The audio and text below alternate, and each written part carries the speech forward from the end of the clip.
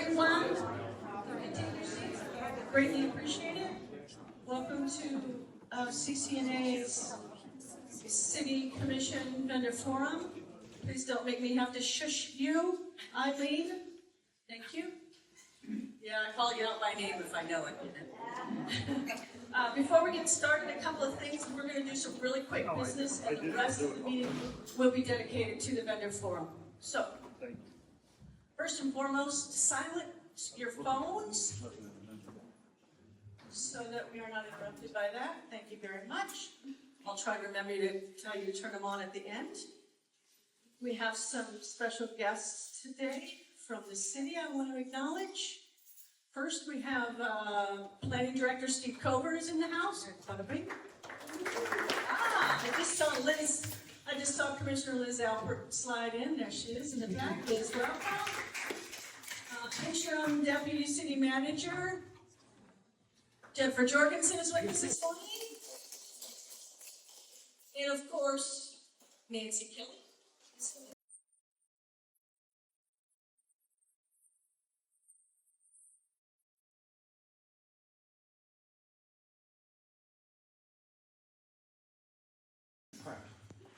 All right, so really quickly, this is something I forgot to do the last meeting, and I always forget it, and Daniel always reminds me, and he wasn't here at the last meeting, so I screwed that up.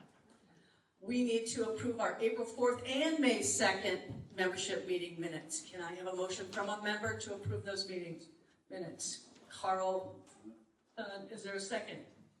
Rob, second. All in favor? Aye. Any opposed? Thank you. Thank you, Daniel.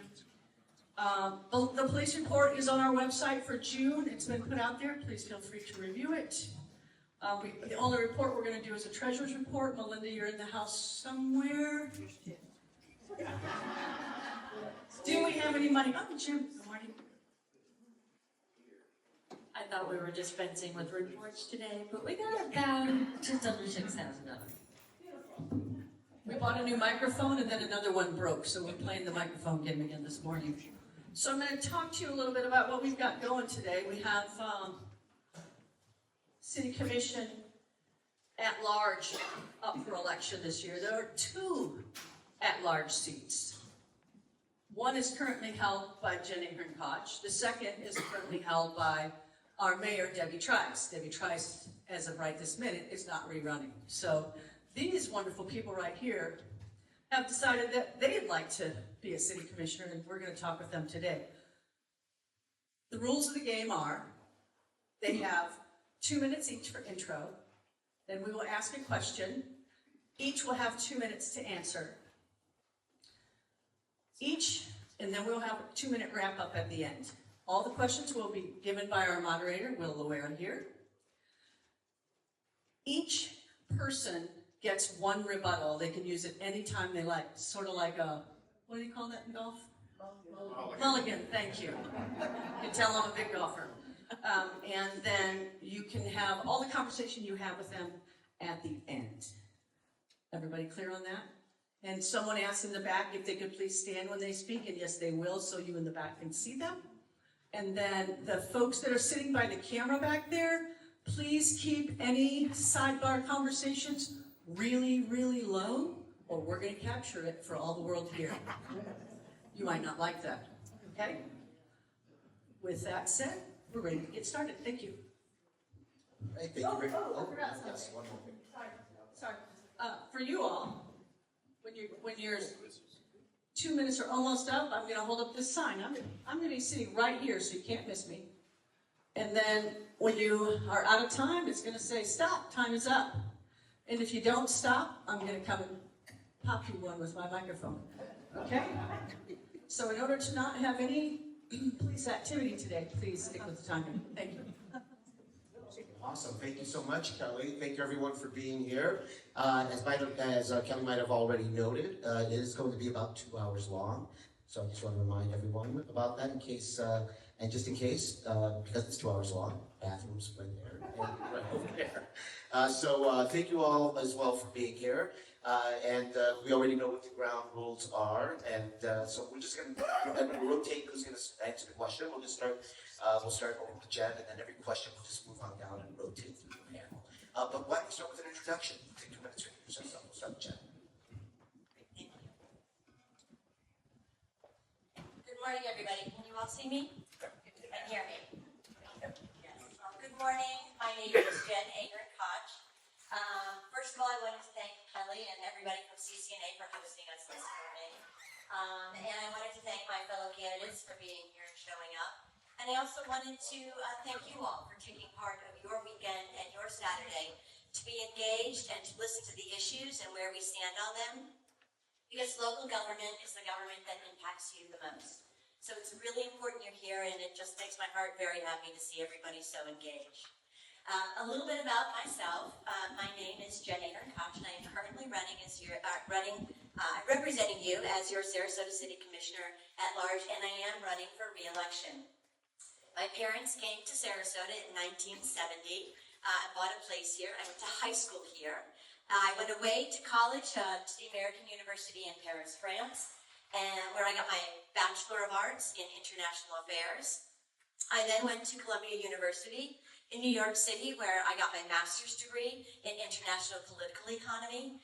I moved back to Paris, where I got another degree that gave me working papers. I worked for 7 years in marketing and design. And then in 1996, I moved my family back here and worked at the Oslo Theater as the art director. Shortly thereafter, I started my own company called JAK Consults, and I do marketing consulting, public relations, and design for small local businesses and for nonprofits in the area, mostly arts organizations. In 2001, I decided to get involved in my neighborhood.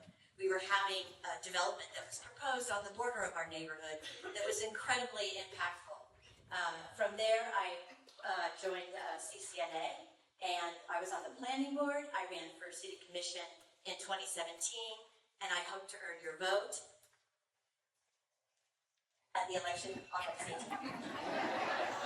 Thank you, Commissioner Ahearn-Koch. All right, Flo Entler.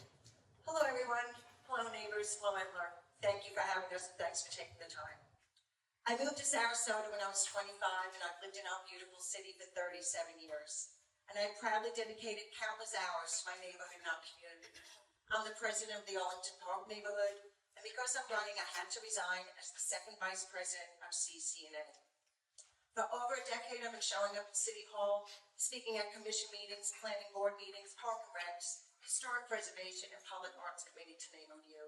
Going to battle local issues such as flooding, traffic, noise, safety, affordability, construction, and parks. The everyday issues that affect our quality of life. I'm passionate about parks and trees, and I recently saved a 230-year-old branch oak tree from a developer's axe in my neighborhood. With the help of city staff, neighbors, Commissioner Jen was on that journey with us. The tree we nicknamed Pink Floyd still stands today. Pink Floyd because it lives on Floyd Street and had the thread of the pink ribbon. As a triathlete and marathoner, I tell that story because that experience showed me when we work together, we can keep what matters even as we grow. So as a triathlete and a marathoner, my campaign is based on running a lap, livability, accountability, and public good. Livability meaning asking every single time, does this make our neighborhood safer, greener, more walkable, more affordable? Accountability for no rubber stamps, no decisions made out of public view, and for fiscal responsibility. And public good to ensure that city policies put residents first, you first, and not special interests. I care deeply about our neighborhoods, our community, and our shared home. And I truly believe Sarasota must be livable for everyone. Longtime residents, young families, small businesses, and renters. I'm running to be your voice. I feel like we've lost our voice at City Hall at the Commission. So I'm running for you. Vote for Flo, August 18th, November 3rd. Thank you very much. Thank you, Flo. John Harshman.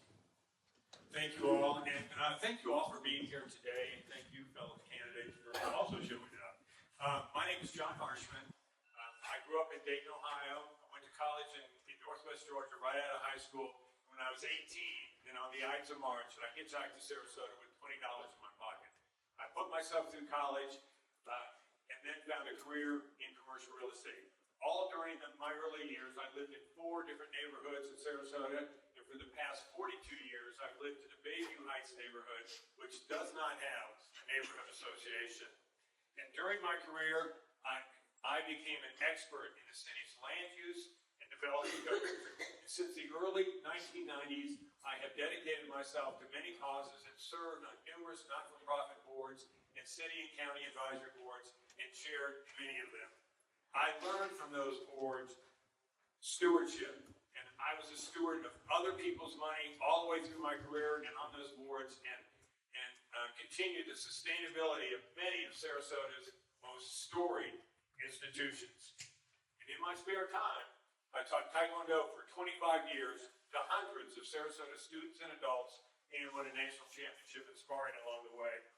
Before I decided to run, I went on a 45-day listening tour, and I heard from the citizens their frustration with City Hall. The people's were concerned about the bad development decisions made by the City Commission, and the citizens felt that their voice was not being heard by the citizens.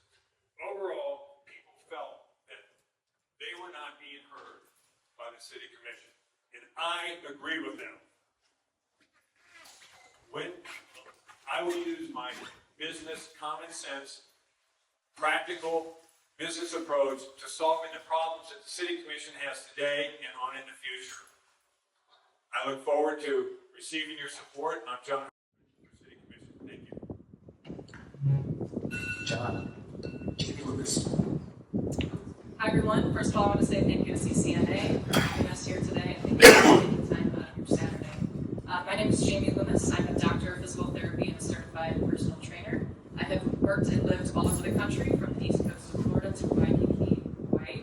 And my love for this city has brought me to call Sarasota my home. So I have been a physical therapist for over 14 years. It has taught me to listen with intent, to think critically under pressure, and to come up with practical solutions for my patients.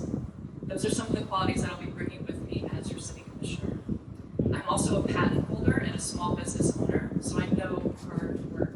I also know that it takes the support of the community around you to have a successful small business in an area like Sarasota. There are many reasons why I'm running for Sarasota City Commission. One is to support small businesses like myself. Another reason is also to support affordable housing so that myself, a small business owner, care provider, can also afford to live here. It's also important for our first responders to be able to afford to live in the city that they serve. I moved here because I love being on the water. I'm on the water at least one time a week. I want to not only protect our waterways, but I want to sustain them for decades to come. I'm a lover of the arts. Music, dancing, singing, theater, you name it, I love it. We need to move forward with that, and I think the Sarasota Performing Arts Center is a great way to continue to move forward. Today, in upcoming forums, I am new to this. I know I will not have all the answers to your questions. What I can promise is that I will listen with intent, like I have done in my past profession. I will do the research when asked the questions, and I will come up with the answers that help support the community, and more importantly, the residents that live here. Thank you, Jaime. Rominiecki. Thank you, Kelly, and everyone for being here today at CCNA. I'm Rob Rominiecki. I was born and raised in Brooklyn, New York, and I spent 15 years at the world-famous, now on the UNESCO Heritage Site, Guggenheim Museum, designed by Frank Lloyd Wright. When I was there, I became Director of Security and Safety, and in that capacity, I was responsible to make sure that the Guggenheim Museum and its 5 other locations in New York City adhered to all land use codes, all building codes, all fire safety codes, all OSHA compliance, and all ADA compliance. I was also responsible for the largest department with over 100 direct employees. I was responsible for training and keeping safe the 500 other full-time employees that Guggenheim had. I was responsible for one of the largest and greatest modern art collections, which at the time was valued at over $8 billion. The biggest responsibility I had was to ensure the safety of the 1 million plus visitors that visited the Guggenheim every year. From the Guggenheim, I became a consultant for security, safety, and museum operations. And while I had some work in New York where I was able to do that, this enabled me to become a stay-at-home dad to our 2 awesome sons. And from there, when my wife Jennifer was offered the position to become the president and CEO of Selby Gardens, we wound up falling in love with Sarasota and said yes immediately. Great school system, great arts and culture, greatest beaches in the world. Upon coming here, we found that Selby was not in the greatest condition. So she asked me to become a pro bono consultant for her with security, safety, and museum operations. In that capacity, I helped renovate the historic Payne Mansion to be ready for Masterworks to start a program. I'm running for city commission because I think our city is great, but it could be a lot better, and I hope you vote for me. Thank you. Thank you, everyone. Nice to meet all of you. Thank you for your amazing introductions. We're going to move on to our first question. And this first question, when we begin, will be answering. We'll start with Flo. Okay. So the first question will relate to affordable housing. Recognizing the city has made inroads into this type of housing with developer incentives, would you support a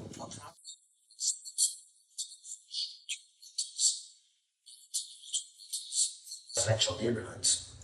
And how would you approach? Second question, should the city be in the business of building and managing rental housing? We'll begin with Flo.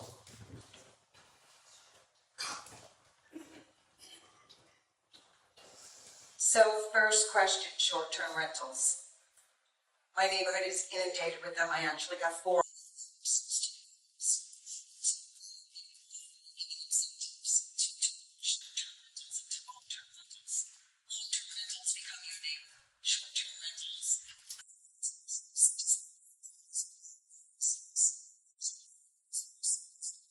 Streets and garbage. So I would propose incentives to turn those back from short-term to long-term. And what I would do is I'd talk to other cities to see what they've done in the past and talk to staff to see how we can make that happen.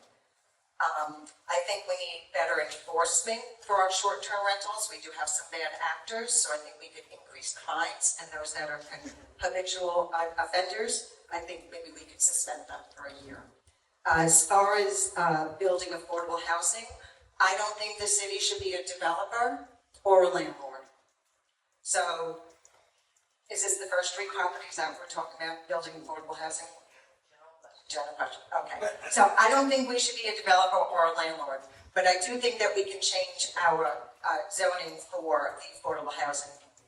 The equation we have working right now is not working. The 120 AMI, 100 AMI, and 80 AMI, it's not targeting our workforce.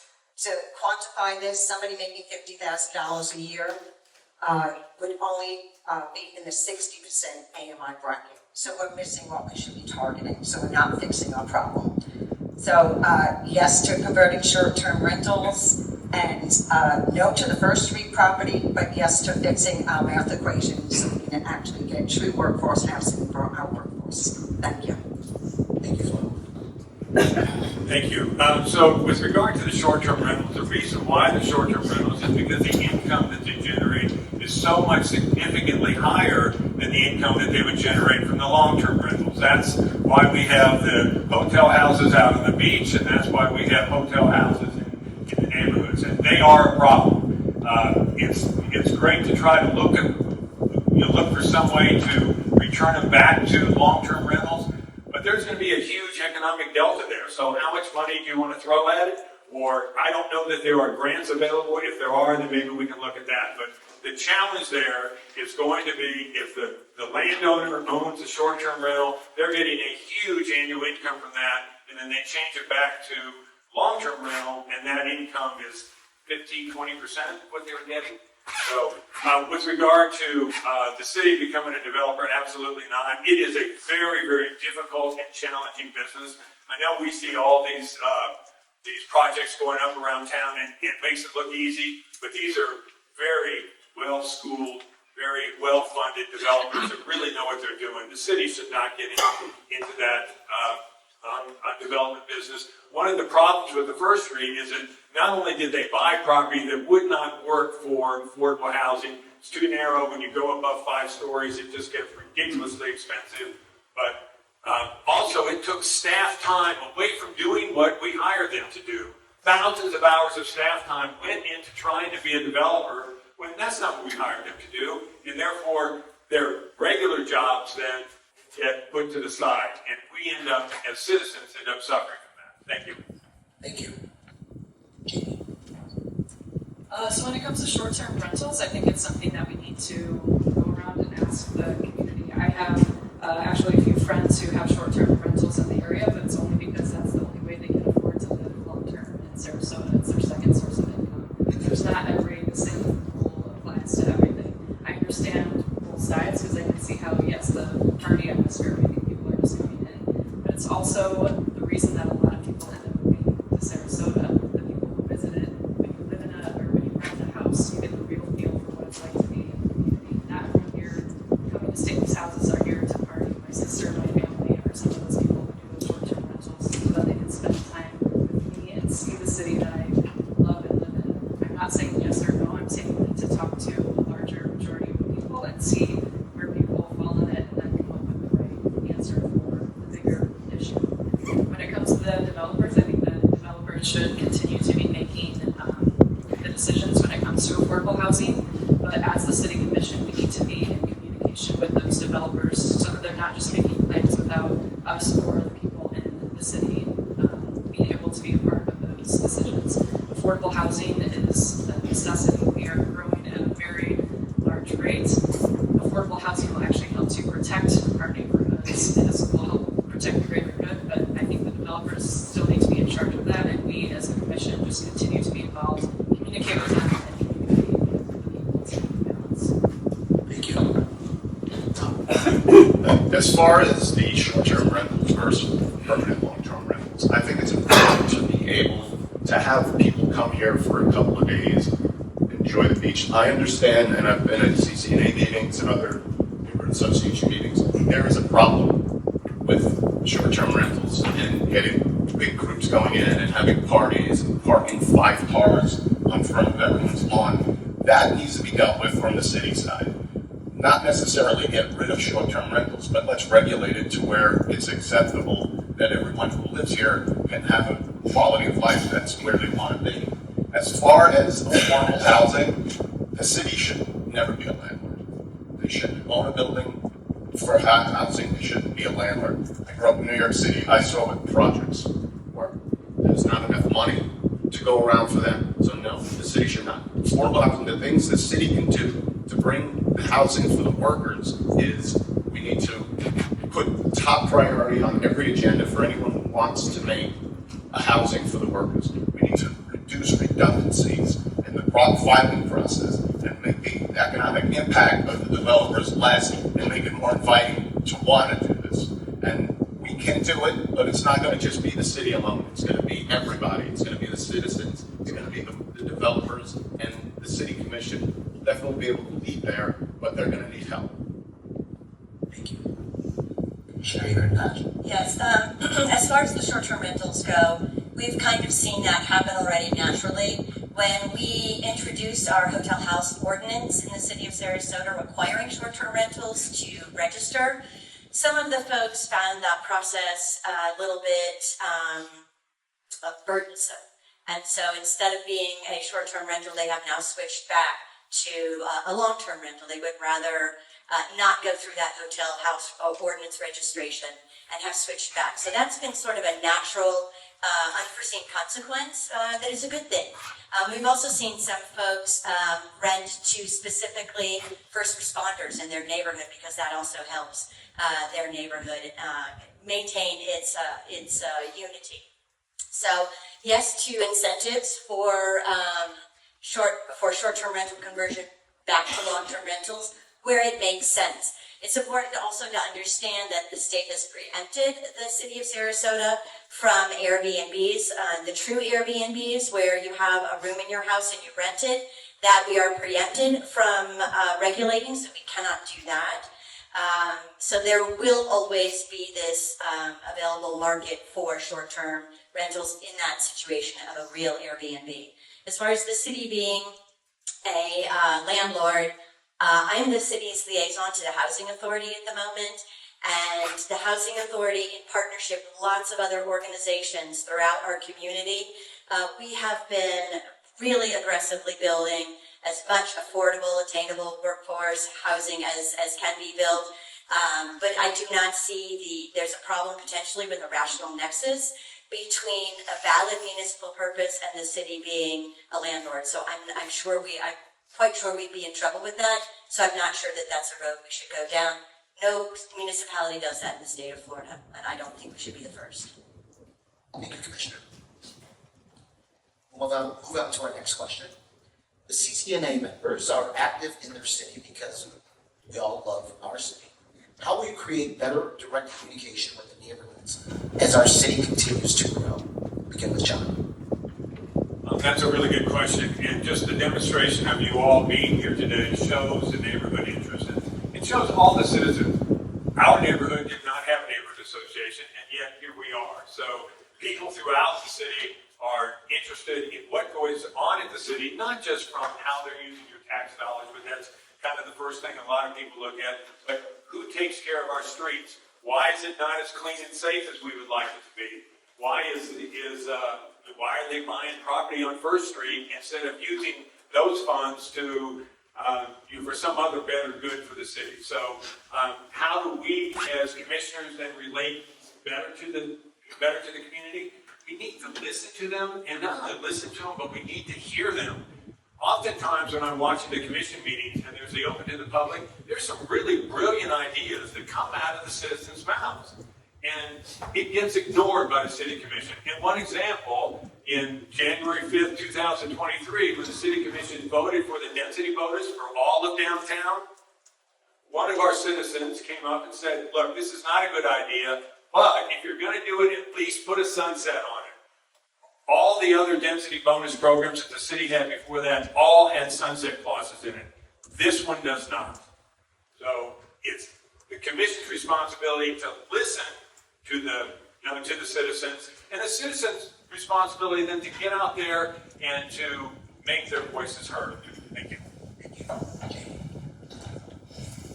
Yes, so communication is key in any relationship. We all know that. So I think the biggest thing is making sure that we continue to communicate what we hear on a certain level and relate it back to the people, because the role of city commissioner is literally to serve the people. So if we don't know what the people want or are thinking about certain things, then we're not going to be serving them properly. I can relate this back to my profession. People come in with back pain, and the number one thing they say is, I just want to understand it. It doesn't mean that you can necessarily change it, but understanding it is a big part of the issue. I know a lot of people in the neighborhood have been upset at certain administrative review of things that they don't have control over. Some things we will not be able to change or give the people control, but at least if we can communicate those issues and make you understand why certain things are happening, why the city doesn't have control, then I think it's just peace of mind. When we do have control, that's when we need to be listening to the people and, again, making those decisions for the community, not just from above. Thank you. Communication from the city to the citizens is very important, and I actually think the city does a pretty good job. I get emails almost every day about what's going on in the city, but it's also good to hear from the people back to the commission, and I think the city commission can do that further by getting out and about, coming to the CCNA meetings, going to the neighborhood association meetings. Since I've been running, I've talked to people in every Publix in town. It's just, get out there. We have such talented people in the city at every walk of life, and everyone's voice is very important. But it's not just the people who go to the city commission meetings. It's the people who are working who can't go. It's the people who are working who I see at night at events. And it just, everyone's voice is really important. And the city commission is responsible for all the people who work in the city. And I think we can do better by making sure we inform the people what the city is doing as a business, because it's basically a business. And the more you let people know, the calmer the atmosphere will be when something comes up. So I think We're close, but we can get better. Thank you. Commissioner Ahearn-Koch. Yeah, so your question is about better direct communication with neighborhoods, the city having better direct communication with neighborhoods As we continue to grow. as we continue to grow. Well, that means that your voice is part of the process. And right now, your voice is not necessarily part of the process when we have administrative-only approval. You need to be a part of the communication. You need to be a part of your community as it grows. Otherwise, when you have no voice, the only voice that directs the way we grow is the voice of just the developer and the applicant and the city staff who are doing their job. Your voice is deleted from that process. That is not a complete, full process. A three-legged stool has 3 legs. If you're not a part of it, that stool cannot stand. I have tried very hard to get this commission to reintroduce your voice into the process of the city of Sarasota. I put this before the commission, worked with city staff. Steve Cover in the background is sitting in the back there. We worked very hard putting something together, brought it to the commission. It failed by a 2-3 vote. That looked at the way we do things now. It's very complicated, but we reintroduced the citizen voice in places where it made sense and scaled it back in places where it doesn't make sense, because it's not a one-size-fits-all, and it doesn't always make sense. But where growth impacts you, you should be involved in that. You should have a voice, and you should have a say-so. You may not necessarily get your way, but at least you're a part of the city where you live. These applications, our growth is impacting your life, your public realm, your quality of life, and your future. You should be involved. And so if I am re-elected, I will work very hard to reintroduce that again. Thank you, Commissioner. Flo.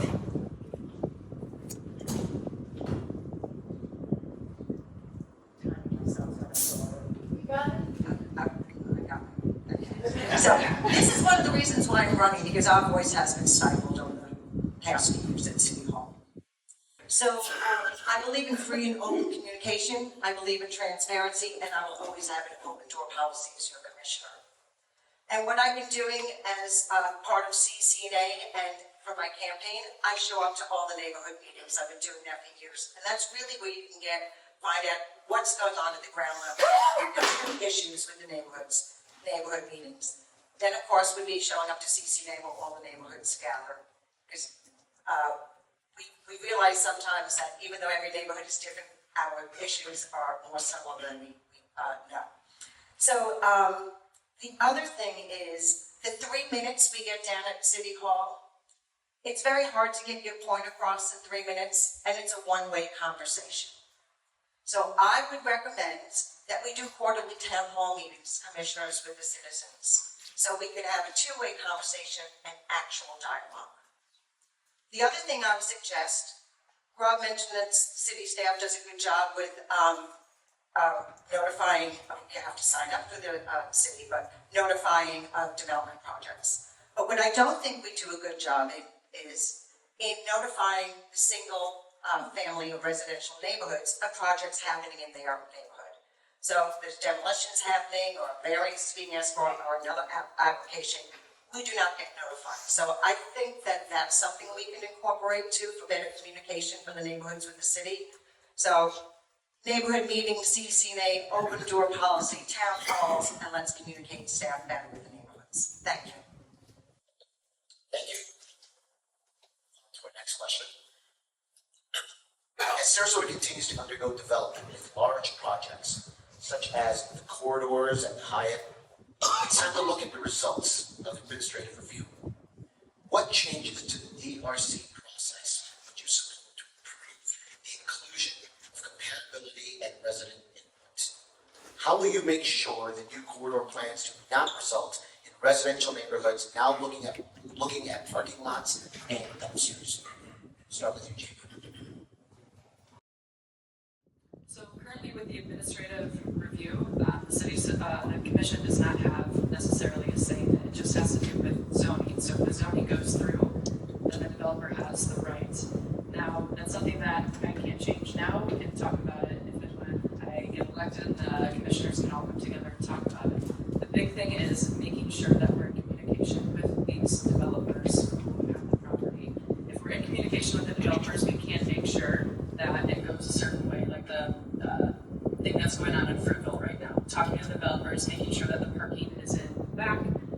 it's still aesthetically pleasing to people. The other project where we were able to have, there's 18-story buildings going up, but we were able to preserve the Miramar, which is a historical center. So there always has to be a balance, there has to be communication, there has to be compromise. Some things are going to be out of the city's control. We just need to communicate that to the people when it is out of our control, but make sure we are keeping that balance and that communication between the developers and the residents. Thank you. As far as being able to change anything with the DRC review, we are stuck right now because of SB 180. We cannot put any more stringent restrictions on development until that expires. That being said, moving forward, if we get past that point and we can start changing our code, it's important first to get a master plan in place, which is for the, not just the downtown, we should probably have an entire city master plan because District 1 and District 3 should be involved. And that goes back to the communication then with all the citizens in the single family homes as well as. What I would like to see is adequate parking for any building that is being built, much better setbacks. I hate zero lot lines. We need walkability. We need landscaping where we have shade trees, not just palm trees. Palm trees are pretty to look at, but they don't really serve an environmental function. They're not very good at scrubbing carbon dioxide or producing oxygen. So those would be the things I would work on, but we have to get past SB 180. And I would talk to Tallahassee, and I have spoke to our representatives already. Let's get this changed now. It's hurting our city. It's not helping the city. Thank you. Commissioner Ahearn-Koch. Yes, so as far as the DRC goes, we can have a representative of the neighborhoods at the DRC process. It's something we've talked about already in the past, and it is something I think that we can pursue. It shouldn't be somebody from the city staff, but I do think that we could have a neighborhood representative there. What we really do need to have is meaningful and accountable citizen input in the process. And what I mean by that is that it shouldn't just be a head nod to input. It really needs to be accountable. We need to have a situation where it's not only at the DRC process, but we have a community workshop, notes are taken, and when a response is given or ideas are thrown out by the community and worked on by the developer, by the staff, by the residents, that's all accountable. And that when we come back to it later on in a planning board session or in a community or in a city commission meeting, that is something that we can track and we know is real and it's accountable. So working towards introducing the citizen voice in the process is something that we need to be doing. And we can do that by working through our own definition of administrative only approval and make it administrative approval, but with a community workshop. Administrative approval, but with representation at DRC. Administrative approval, but with planning board and city commission. We can figure out what makes sense. This group, CCNA, has been working on this issue for a very, very long time. I continue to hope to work with you all to figure out what makes sense at the staff level, at the city level, at the neighborhood level, and at the CCNA level so that we can properly represent you and you can have a voice in that process. Thank you, Commissioner. Flo. Well, I do not like administrative approval. It takes our voice out of the process and we no longer have a say in how our city grows. As Jen said, the good news is we could change the definition and we could put our voice back in. As far as administrative review, our codes have to be perfect for it to work. And we know our codes are not perfect. Look at the loophole the developers found with the Obsidian. So administrative approval, like I said, let's go ahead and change that definition so at least we can put our voice back in the process. As far as the DRC, compatibility should be part of that process. And what I think we need to do is quantify what we mean by compatibility. So staff knows exactly what we mean and the developers can't play games with finding loopholes. And then as far as the corridors, I had a guest column in the paper a week ago about we're building too much too fast. And again, it's a simple zoning text amendment that we can make that would take back the height of 65 feet, the 100 units per acre density, the lot line to lot line. make it more compatible with the neighborhoods. We have right now this issue happening in the Arlington Park neighborhood, Midtown Plaza.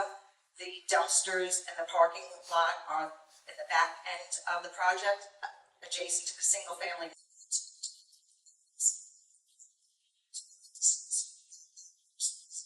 Always pay the price for the development. So do not like administrative approval. We can definitely do better with our compatibility for our the definition of compatibility, and then let's bring the corridors back for the people. Thank you, Flo.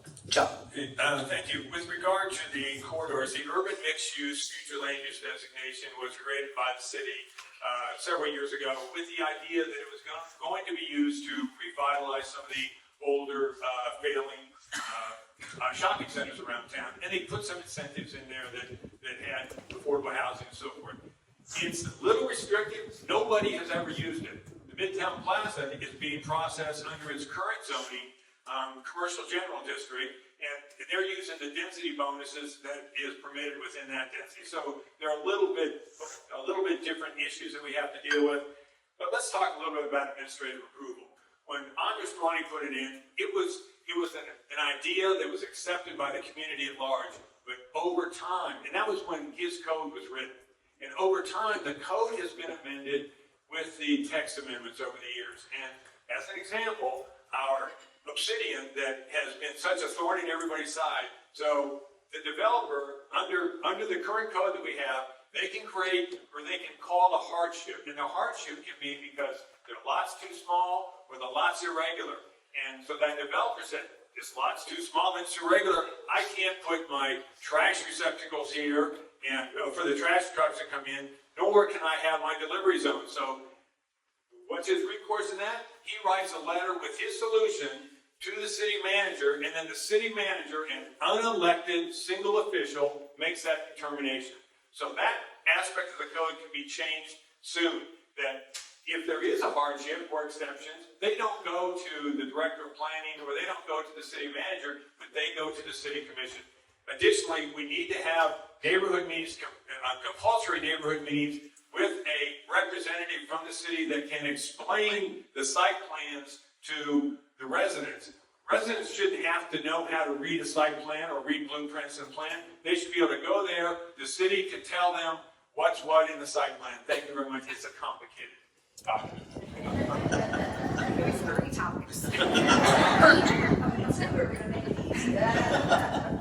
Thank you all. Move on to our next question. The changes to our residential neighborhoods is a concern.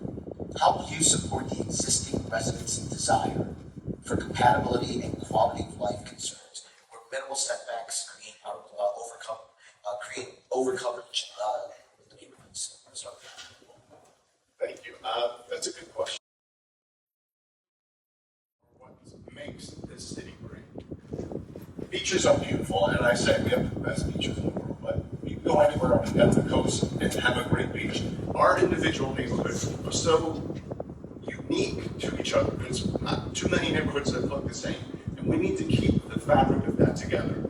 That being said, we also need to look to the future. We need a vision, like I previously said, master plan for the whole city, not just downtown. Downtown needs it because we're going a little high right now. We need to cut that back a little. But again, we can't do that.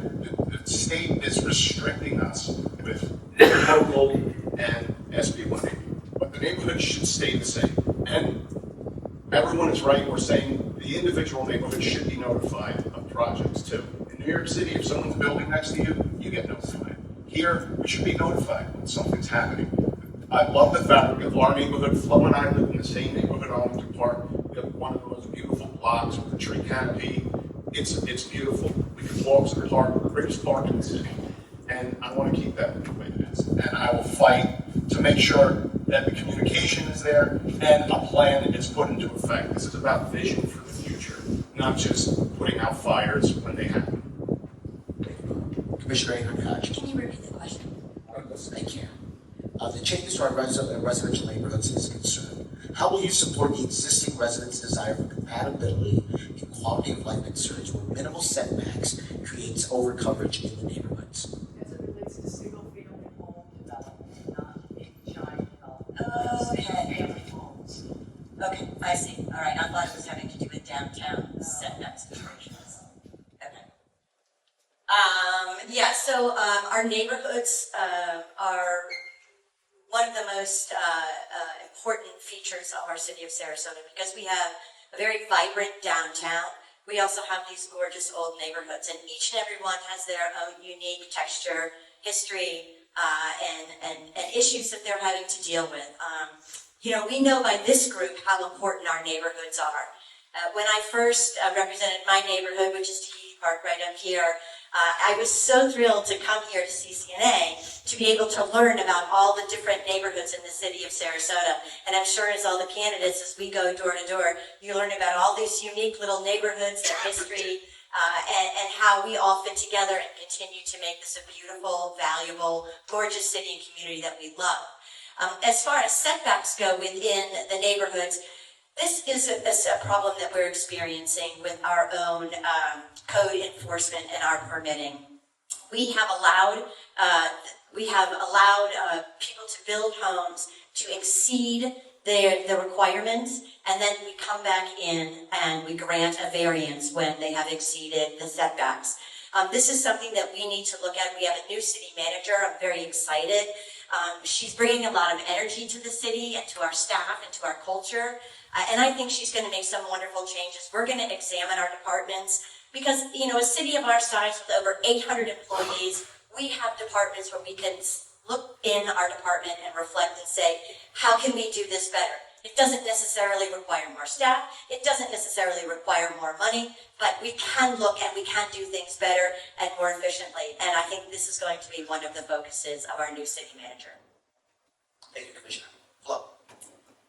Well, I'm not happy with the setbacks. My neighborhood has totally changed. We used to have little sweet single-family homes on big lots, and now we have lot line to lot line. They built so large that the cars can't even fit on the driveway, so they have to park on the sidewalks. So I don't really know what the answer is to this question, but I will do my research. I will talk to city staff, and whatever changes we can make to make compatibility better, I will.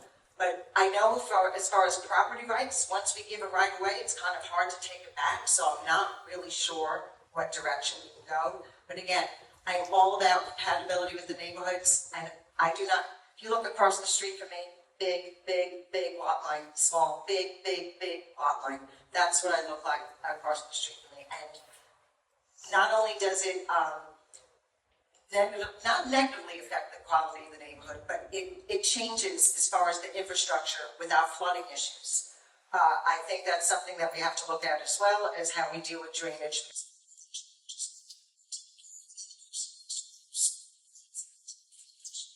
So whatever we can do to bring it back from lot line to lot line and make it more compatible, I will, like I said, work hard with city staff and figure out what are the options we have to make that happen. Thank you. Thank you, Flo. John. So the side yard, front yard, rear yard setbacks have not changed in years. The only area that has changed has been the downtown, which includes Gillespie Park and those areas which are zero lot lines.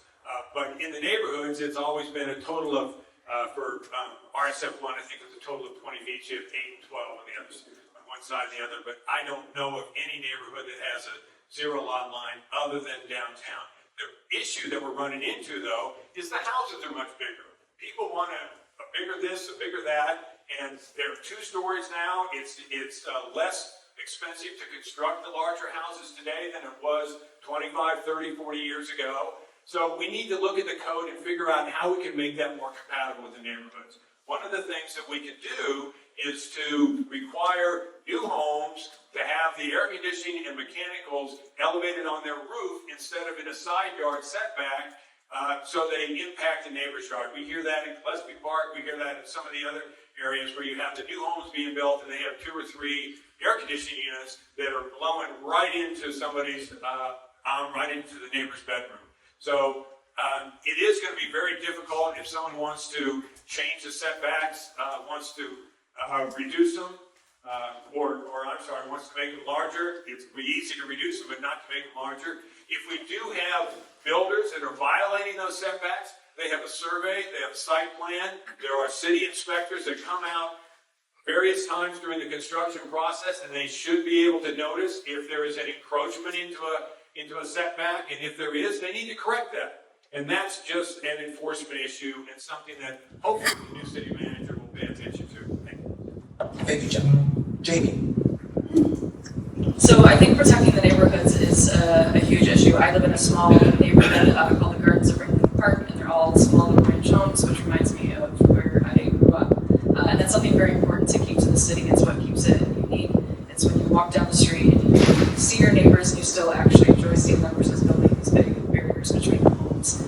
I think a big part of keeping these small neighborhoods is keeping the infrastructure within the city and also continuing to support the housing density bonus. We are going to get an influx of people in Sarasota. We want that. We want people to continue to come in. But 1,000 people a day are moving to Florida, and we need to be proactive and prepare for that.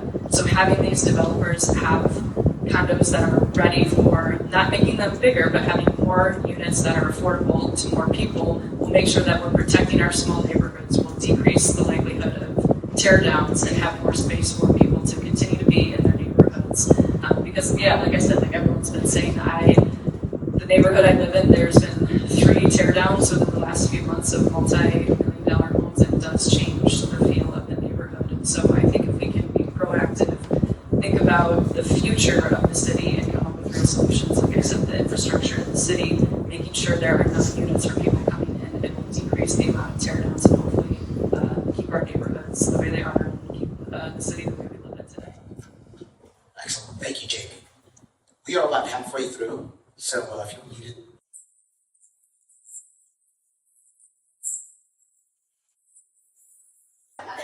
All right, we're going to continue on with our next question. This is a two-parter.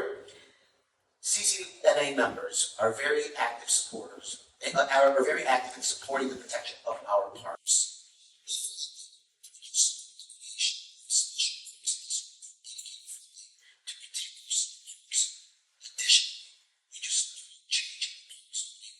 G to POS to protect from sale or development. We'll begin with Commissioner Ahearn-Koch. Yes. Not only will I do it, I am doing it, and I have done it. Many years ago, I asked to put on the agenda a Parks District, and the City Commission voted twice, 2 consecutive years in a row, to create a Parks District. It happens in 2 steps. One's a Parks District, and the second piece of that is a millage. And you take that millage out of the current millage that we have. It's not a new millage. It's not a new tax. It's just deducted from the bigger millage that we have. At the time, we were told we needed a unanimous 5-0 vote, which we did not get. It failed 4-1, 2 consecutive years. Then we pulled it from the agenda, and we decided not to do that anymore. I am currently in discussions with our city management, with the new city manager, with the former interim city manager, with the Parks Department, with our city staff, to see if we have already spoken about this at the commission table as well, about bringing this back again. Research has shown that we didn't need a 5-0 vote, that we needed either a supermajority or a simple majority. So technically, we should already have a Parks District in place right now. 2 years in a row we voted for it. So yes to creating a Parks District. What that does is it protects our parks to plan and to maintain and to build and to acquire our parks, which are directly related to your quality of life, which are directly related to mental health benefits, and are directly related to the requirement that we have in the city of Sarasota in our comp plan to have so many parks acreage per person. So we have to comply with this, and this helps do that. Inside of the Parks District, we will create zoning. So a park that's a pocket park, a park that has a bathroom, a park that has other amenities. We can create several zones within it to protect and allow our parks to continue to thrive and be gorgeous. Thank you, Commissioner. Flo. So I'm passionate about parks and trees. I've spoken at City Hall many times about protecting our parks. I spoke against the proposed amusement park at Kent Thompson Park. I spoke against the sale of Cawthorne Junior Park to a developer. I spoke in favor of the conservation easement at Jones Nature Park. And about a year and a half ago at CCNA, we took a vote when the proposed amusement park at Ken Thompson Park happened to see if we should chair a committee. It was a unanimous vote. And at the next CCNA board meeting, I volunteered to chair that board. So for a year, I worked with city staff, the board, trying to figure out the best way to protect our parks. So I would definitely be, this is literally what we're working on in the committee, is to rezone the parks so we can protect them into a park zone, to make sure that it's a supermajority vote, a 4-1 vote to give it a better protection of a possible sale. And then the Parks District, absolutely, because right now Parks has no funding. Anytime we need, it comes out of the general fund, and anytime we need extra money, it gets pulled from the parks. So I was actually down at the prep board meeting, the Parks Rec and Environmental Protection Board meeting, their last meeting to speak about the Arlington Park ponds, and they were talking about his Parks District. So I literally said, what can we do on this side of the table to help you on that side of the table make this district happen? So we need to protect our parks. Our parks are valuable, and also our plan calls for 10 acres of parks for every 1,000 residents. So as our city grows, we need to make sure that we keep all of our green space protected. So yes to rezoning, yes to the district, and yes to a supermajority vote. Thank you. Thank you, John. Yes, it is time for a Parks District. It's unfortunate that the process came through a couple years ago to turn Ken Thompson Park into an amusement park, but that woke everybody up, which is good. So I certainly am in favor for a Parks District. I think there maybe needs to be 2, possibly 3 different zoning classifications in that to differentiate between passive parks, active parks, and pocket parks, and some of the other ones that offer different amenities, and also parks that we want to put active use in there, that we want to put events or something like that. So just to differentiate them. So the community clearly knows this park is just going to be passive, this one you can play tennis in, and this one you can have your weekend event. So I am in favor. Thank you. Thank you, John. I think almost everyone here will probably agree that we all want to keep our parks. It's a part of sustainability for the future for our environment. So of course everyone wants to protect the parks. In terms of the park district, I personally need to do more research to see if that's where the funding and all that should go. I will definitely do the research when elected, but of course we want to protect our parks and the green space. I have been looking at what the city commission is doing, what the city is currently doing. The nature park at Bobby Jones is a prime example of things that we should continue to do. That was forward thinking. They took an old golf course and turned it into a stormwater solution at Nature Preserve, and now they're connecting trails there, which is exactly what we want. We want people out there enjoying the space. So definitely to protect the parks, I would have to do more research if I actually wanted to look into the park district, but I will do the research and happily come back and have those conversations with you. Jamie, Rob. Absolutely, I'd be in favor of a Parks District. Parks are just part of our quality of life here. They're a refuge. We live in a very hot climate, and we need shade trees. We need trees that are going to scrub the carbon dioxide from the air, produce oxygen, and like I said, the palm trees are not giving us oxygen. So yes, I would definitely be in favor of a Parks District. We need it everywhere. We should not get rid of any park space. That being said, if the tax change happens and we lose tax revenue with the new tax plan that was put into place, it's going to be very hard to fund it. That being said, the neighborhoods could help there. They could help maintain it. We could have edible gardens in parks so we don't lose the free park space. And it's going to be a citywide fight. And it's going to be hard. I mean, most people want to not pay taxes, but I'm personally against it, and I hope everyone here votes against having the taxes reduced. But parks are the essential part of making this life we have here, which is great, even better. Thank you so much, John. One other reminder, you all still have a rebuttal as we head to the last few questions for today. The next question is another two-part question. 2024, we experienced 3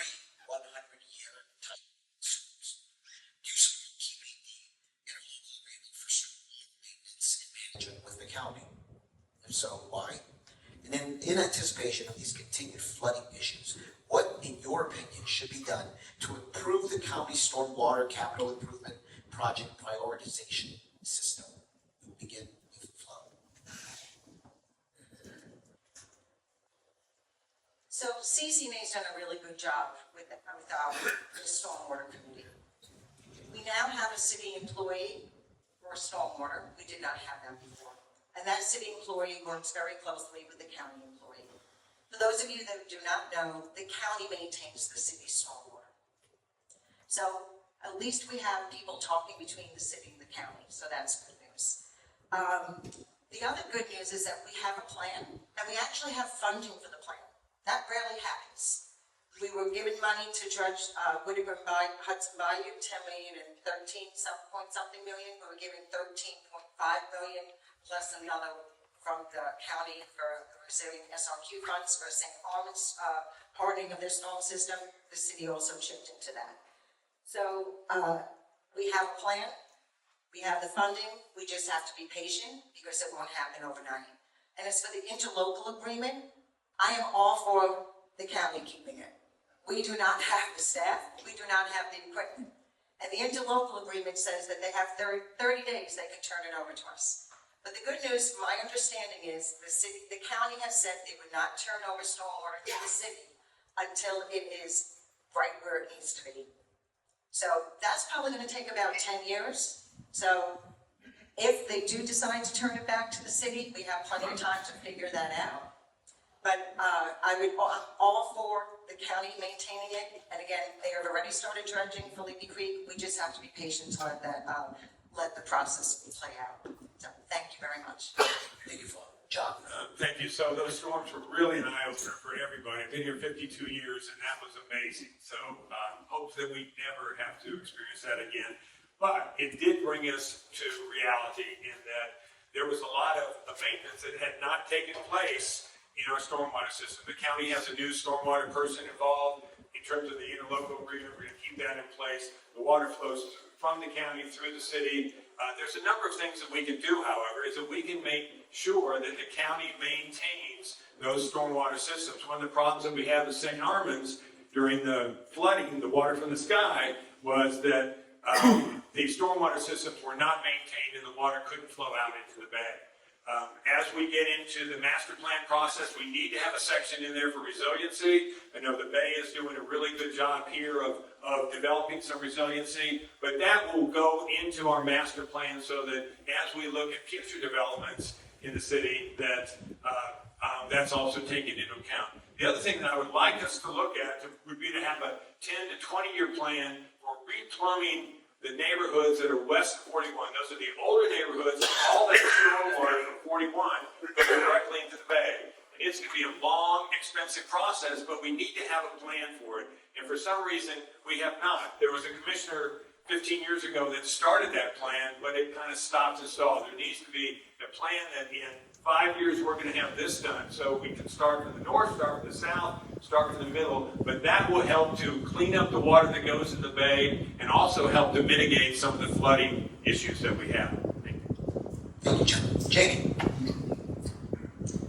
Yeah, so I'm in agreement. I think the county needs to maintain the water system. The city does not have the funding for it, so we just need to make sure we keep the good communication, good relationships with the county about this issue so that they continue to take it over and protect our waterways. As Flo said, they're still doing the dredging projects over at the bayou at Philippi Creek, which are important things to allow us to be proactive for the future. Again, it was kind of a wake-up call to have these storms. Town was flooded, and so it became a very local issue. I lost some personal items at that, and I think a lot of people in my neighborhood did. Obviously, it was a bad thing that happened, but it did kind of bring our community together and make us realize that, yes, the people in the community need to have a voice and make sure that the funding for that is going to the right places. It needs to stay with the county, but we need to have that relationship and good communication with the county so that they continue to fund and help the city.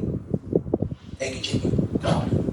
Thank you. Yeah, I think the relationship between the county and the city is actually in a good place right now, moving forward. We do have people working for the city in stormwater management. the county has a new water management manager, and it is, what we did not do is preventative maintenance. And there's a study that says for every dollar you spend in preventative maintenance and resilient infrastructure, you're saving close to $15 in recovery funds.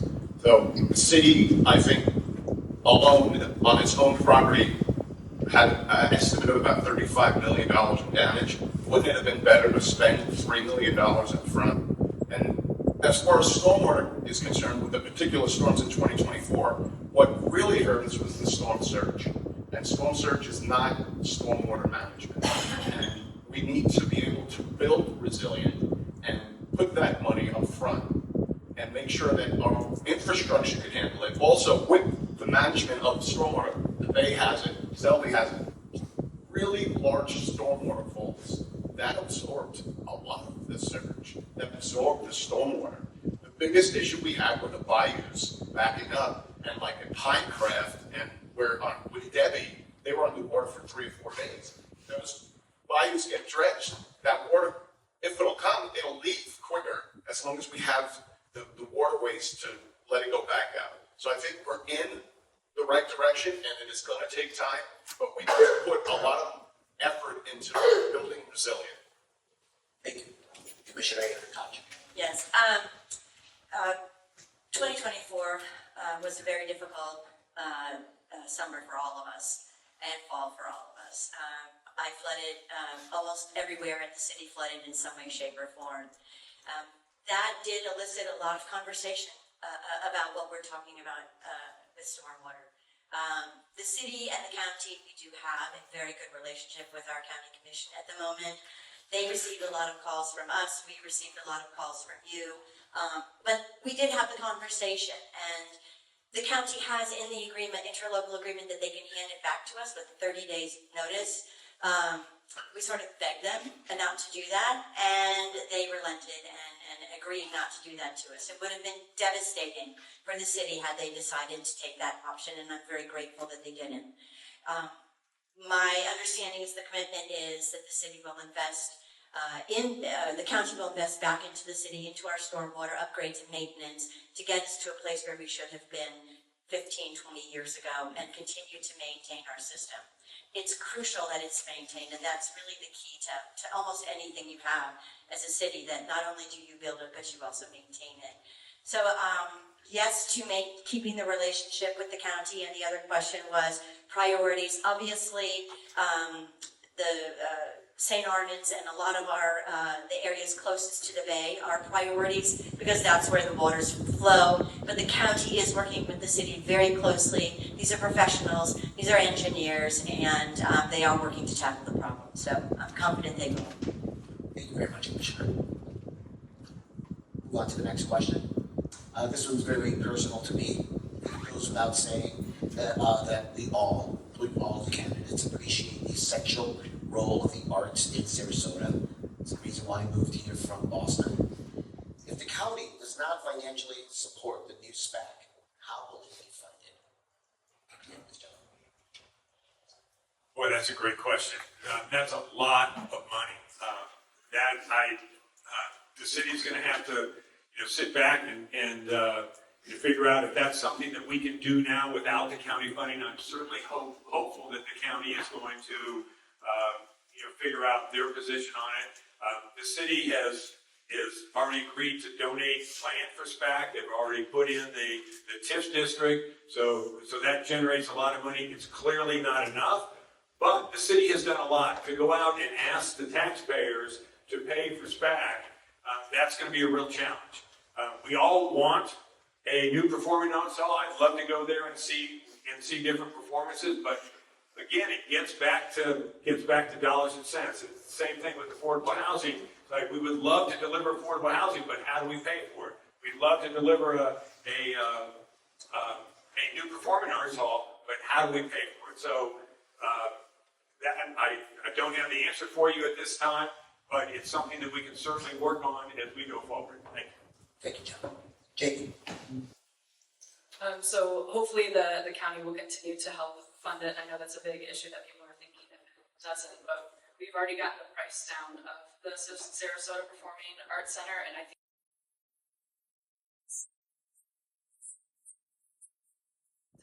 we need to promote and support the arts here in Sarasota. It's a big way that we not only support the arts, but the other small businesses. When we have big productions down the street, it is going to support business owners, it is going to support restaurants, it is going to bring the city up in the long run. So it seems like a big chunk of money now, but if we're looking into the future, it is going to be something that helps the city in the long run. So we've already got the prices down. I think we continue to go to the people in the city because it will benefit all of us in the long run. If you look at all major cities, they really pride themselves on the arts. Sarasota is priding itself as being one of the biggest arts centers on the Gulf Coast, and this will only help us to bring more people in, bring more shows in, bring more opportunities for small business owners along with the arts center. So it's Thank you, Jamie. Rob? Thank you. Great question. Arts and culture has been my life basically as an adult the whole time. And I am very much in favor of the Performing Arts Center in the fact that I think we have one of the most generous communities in this country. Selby Gardens, Moat Marine, that's a lot of private funding. And what we need to do as city commissioners is just say, yes, the money that's in the TIF district, we can hold that to the end. That could be the capping for it. Raise the money up until that point. But they need a contract where they have deliverables, because the city shouldn't have to fund the majority of that. It's at $255 million estimate right now. That's without the garage. Let the city pay for the garage because it's going to be used for everyone in the city, regardless of performing arts happening at the center. But that will be the jewel of the bay. We need a modern performing arts center that is for the future.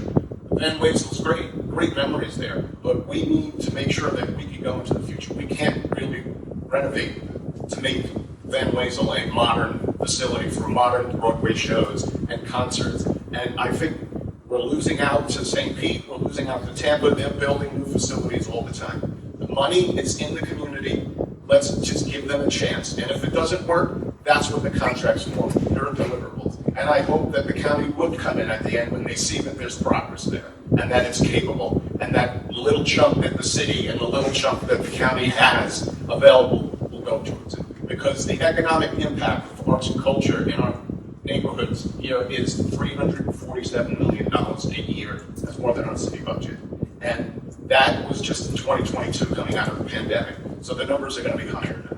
So we need this, and I know we can do it as a community. Thank you. Commissioner Ahearn-Koch. Well, the City Commission has voted to sort of table the conversation until after November. Because right now with this property tax proposal by the governor that's going to be going on to the ballot, that's going to impact our TIF districts, our property taxes in general, our general fund, our TIF districts, and our CRA. So it's a little bit like talking about redecorating your kitchen when you've got an asteroid coming straight at your house. So we have voted to table this discussion until after November to see, and hopefully, you all will be reaching out to groups like CCNA and others to understand the implications of this proposed amendment to the Constitution having to do with property taxes. But the other reality is that our former interim city manager, Dave Bullock, backed out the numbers, did all kinds of TIF projections, and projected that at the end of the day, the max the city can contribute is $88 million. Our partnership agreement that we signed with the foundation says that we will pay for half of the building, all of the parking, all of the infrastructure, and all of the maintenance. The proposed cost right now is $288 million. $88 million is not half of that. So we need to go back to that basic agreement and figure out what we're going to do, what a partnership with the foundation means, and then have that discussion based on the realities of our TIF district generating $88 million. So that's a very real number, and that's what we have to be talking about. Thank you, Commissioner. Flo. It would be great to have a new performing arts center. It would be a good economic development impact to our community. and and also will be bringing a lot of new jobs. I'm also very happy that we're saving Van Wezel, our purple icon, our history. So I have to balance passion with fiscal responsibility on this one. The county at this point is not giving us their tip numbers to build us back. I think the city's tip numbers may be a little high because the housing market is starting to soften. What I would like to see, like every other nonprofit, Moat, Selby, the orchestra, let the foundation raise the money. The city can build the parking garage, the city can give them the lands. So let's figure out how we can build this and make it happen. We've been talking about it for years. But what I don't want to do is I do not want to increase taxes or decrease services to the community. So what I would propose is we treat this like an enterprise fund, that it pays for itself, so it never falls back on the taxpayers' backs. So let's build it, let the foundation raise the money to fund it, city can build the garage, that's going to be about $60 million at our cost. And the other thing I do want to say, Jen mentioned about the $88 million, that was, Dave Bullock at that point did not know that our budget came in at another $4.4 million lower. And I'm not sure about, but our penny sales tax came in $25 million less too, so I don't know if he had those numbers. So the numbers, the $88 million, I think, are a little high because we had some changes. So let me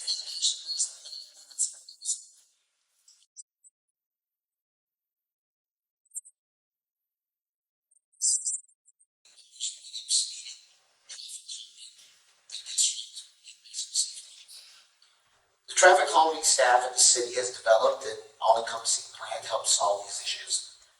There is no funding on budget for these needed improvements. How do you go about finding funds to implement this plan over the next 3 to 5 years? It was Jamie.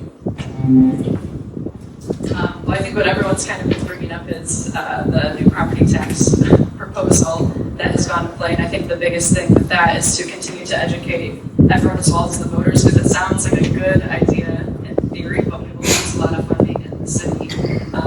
50% of our budget goes to our police department. Our police department has done a great job of keeping the city safe.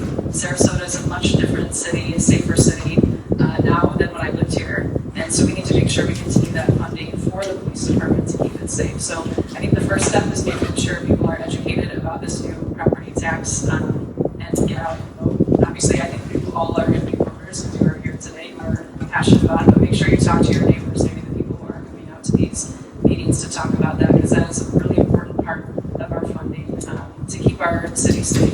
And the beautiful part about Sarasota is it's a small town. You can literally walk down Main Street and talk to the police officers. I have casual conversations with them all the time. I'm out in Sarasota regularly. If our first responders are friends with us, if they can afford to live here, which is also a big part of affordable housing, our neighborhoods are safer when our first responders can afford to live here. They're going to take more passion and pride in keeping the city streets safe. So even if we don't have the specific funding, if someone that lives on that street corner, they're going to make sure they're going down and talking to the residents who are there to make sure people are abiding by the speed limits, keeping their neighbors, their people safe. So I think all of this goes together, the affordable housing, making sure people are educated about the property tax to keep our funding for our police department to keep it safe, and open communication with everyone in our city, including first responders. Thank you, Jamie. Rob? Yes, it's a fairly safe city, and to me, the biggest safety issue is pedestrians and people on their bicycles. My corner on Jefferson and Floyd, in the past few years, I've seen 4 separate people on bicycles get hit by cars. We just unfortunately lost a citizen on a couple of nights ago, 38-year-old woman riding a bike on the Rinkley Causeway who was hit by a car. It is dangerous, and it's not normally the bicyclist. We need better traffic signs. On my corner, we have 4-way, but only a 2-way stop. We should have 4-way stop sign. The funding for that, a lot of what goes on has to go through FDOT. So we have to petition them for it. The city funding with traffic calming, and some of our meetings that I've gone to People are like, it's not traffic calming, it's traffic causing, it's congestion causing. Yes, but this is about safety. We have an older community. We have people who love being outside. We have a vibrant downtown. We have vibrant neighborhoods where people like being outdoors. And we have to make sure that we're aware of what's going on when we're driving, when we're riding bicycles. And I think the bike lanes that were added so far have been helpful. A lot of people, again, say Ringling Boulevard, they're very upset because they can't drive anywhere in any reasonable amount of time. But this is about safety. Safety is first.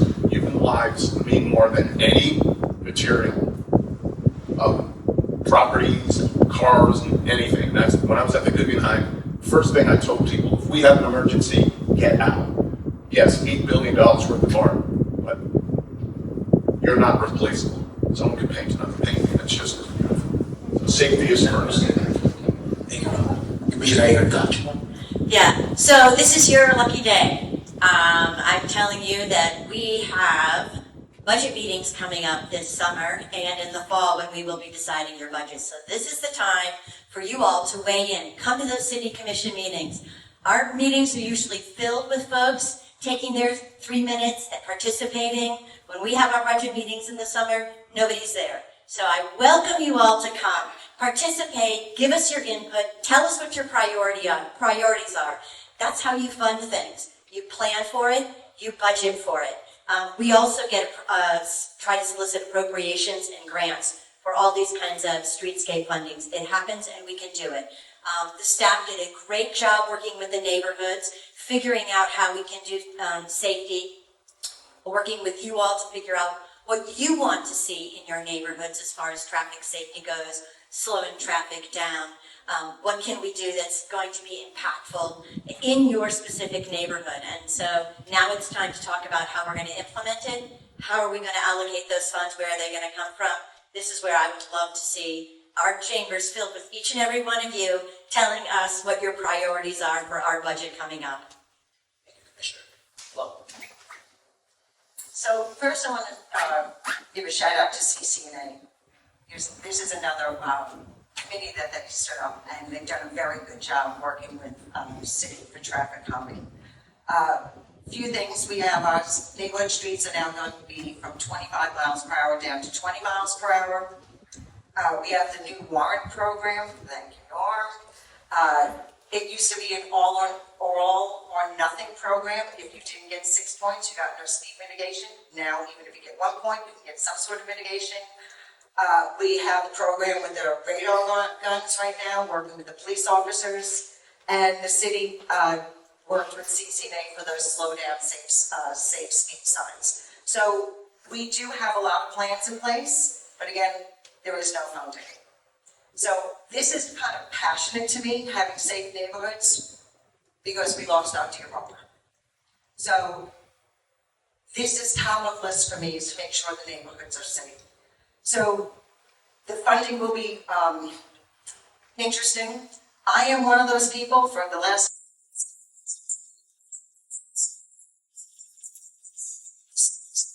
fascinating. So it will be my job as a commissioner to figure out how we get this funding to make our neighborhood safer for the residents of our beautiful community. Thank you. Thank you, Flo. John. So keeping the community clean and safe is fundamental of government, and they need to focus on that. And they have worked through this traffic calming process. They've come up with lots of different plans for different neighborhoods. Whether the speed from 25 to 30 miles an hour is going to be really impactful, I don't know, but time will tell. And it's an effort that the consultants have come forward and said that that's the way that we should go. It's interesting to see the dichotomy out there, because some people that I've talked to, we've got to do something about the flow, it's just congested, it's this, that, and the other. And then we have the other traffic calming people that they are unapologetic that traffic calming is slowing traffic down. And that's the goal, and that's good. So we do have this little up and down. But we do need to make some inroads into making our streets safer, having anybody injured along the road, whether it's pedestrian, bicycles, or whatever, is a problem for our community. For the bicyclists, I think there needs to be a citizens group of bicyclists that really understand what they need. The Ringling Boulevard is a mess for everybody, and the bicyclists that I have spoken with don't like that. They don't think that that's the best approach. So now, segueing into funding, we could fund some of this if they would sell the First Street property. They sent $7.4 million for that site, and there it sits 2 years ago with all the demand for affordable housing. If it was a good site for it, it would be constructed and people would be living in it. So that's some money that we could put into something that would benefit all of the citizens. Thank you. Thank you. Next question. The state is looking to end property tax for homestead exemption. Do you support the idea of ending property taxes? How do you see the city managing its way to this potential change? So, Rob. Unequivocally, do not eliminate property taxes. This will really hurt the city and likely the county much worse than the city. And the funds we get from our property taxes is what keeps our streets clean when they are clean. It's what keeps our roadways going. It's what makes our infrastructure. It's for our Fresh Fridays. It's for our pineapple drop. All of that comes from these tax dollars. And like I said before, I understand. It'd be great if I wasn't paying property taxes. But you have to understand, you're going to lose a lot of what makes this city great by paying those, by losing those property taxes. So absolutely not. The funding for the city, as of right now, it's estimated that in the first 2 years, the city will lose $5.5 million. And while it's not a great number from a $300 million budget, it'll go up and be closer to $30 million lost over 5 years. That's going to make an impact. And where's it going to hurt? The parks. It's going to hurt keeping the streets clean. So we need to make sure that we have money there. We also have to make sure we're not wasting money in the city. We can't start projects, spend close to $750,000, and then cancel the project after the money's been spent. We have $2 million into the Performing Arts Center already just for the drawings. We can't just say no to that because we don't know where it's going to go. We have to keep it moving forward until it drops dead on its own, which I don't think it will. So the funding for the city, there's money there. We just got to make sure we don't start projects and cancel them after we spend money on them. Thank you, Rob. Commissioner Ahearn-Koch. Yes, I'm going to be very careful with this question. Looking in the back room here, there's a line between advocating and educating, and I'm not allowed to cross it as an elected official, so I'm pretty sure I cannot answer the first question. I would not. Okay, so that's the advice to not answer that. I'm not going to answer the first question. And again, we're going to rely on you all to learn about this issue and inform the community about it.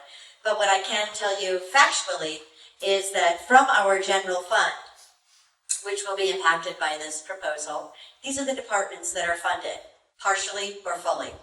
Bobby Jones, the city attorney, the city auditor and clerk, the city commission, the city manager's office, code compliance, engineering, development services, economic development, facilities management, financial administration, homelessness response, human resources, independent police advisory panel, municipal auditorium, Office of Public Information, Non-Parks Maintenance, Parks and Recreation Department, Planning Department, which has a number of departments under Historic Preservation Sustainability, to name a couple of them, Police Department, Special Events, Streets and Highways, and Sustainability.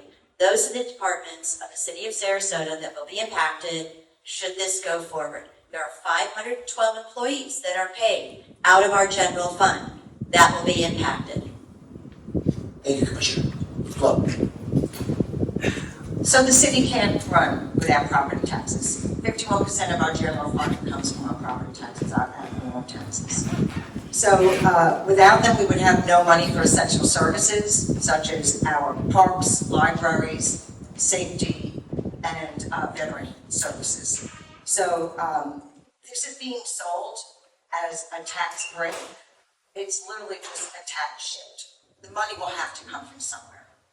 So as Jen said, she cannot advocate, educate, it's that fine line, but I can. So I will be out there educating everyone I know about what this will do to our city. Because again, the city cannot run without property taxes. Thank you. John. So one of the things in business, when you come up with problems like this, then you have to get accurate information. So just to be clear, that what is being proposed by Tallahassee to be on the ballot is a increase in the homestead exemption from $50,000 to $250,000, and it will go incrementally. It'll go in the end of 2027 to $150,000, and then go up the other $100,000. So it's not the elimination of property. Now, all the commercial properties, all the rental properties, all the non-homesteaded properties still pay the same amount. And so how the city deals with that difference, it's going to be about $3.6 million. I checked on that yesterday on my spreadsheet. So the first year that it comes in, so we can see 18 months from now, we're going to have to deal with $3.6 million. And that's something that we need to deal with as a community, if it passes. So how did we get here?